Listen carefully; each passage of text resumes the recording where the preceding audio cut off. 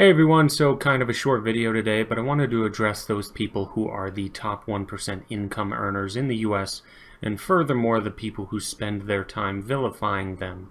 I want to say right off the bat, it has to do with envy. Now what gives me the right to say this? Because if you are poor in the US, you are at least close to the top 1% of the world in terms of wealth and standard of living.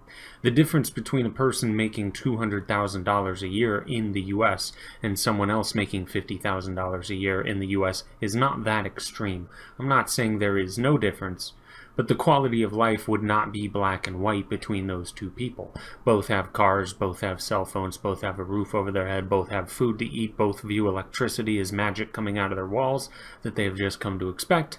And now compare that person in the US making $50,000 a year to a laborer in Cambodia.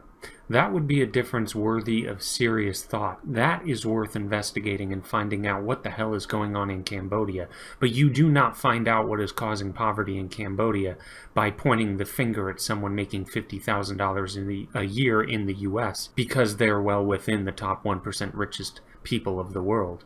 You find out why Cambodia is poor by learning about Cambodia. As it happens, Cambodia has among the least free economy in the world, and considering a ranking of countries from the freest economies to the least free economies has a striking similarity to a ranking of wealthiest economies to poorest economies, I would think that has something to do with Cambodia being poor. Now that has to do with countries and not individuals, that much is true, and I don't think those who criticize the top 1% earners in the US look to a place like Cambodia or Nicaragua as a place to emulate, but by the very nature of being a group of people who gives prescriptions to lessen inequality, they unknowingly support policies that inch our way closer and closer to resembling those countries.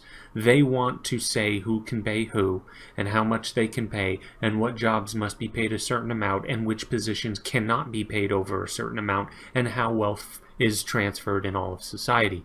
This all involves increasing the power of government and decreasing our ranking as a free economy, which would therefore decrease our total standard of living.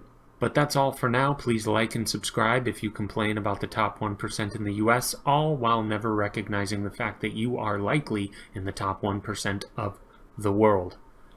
Alright, so long.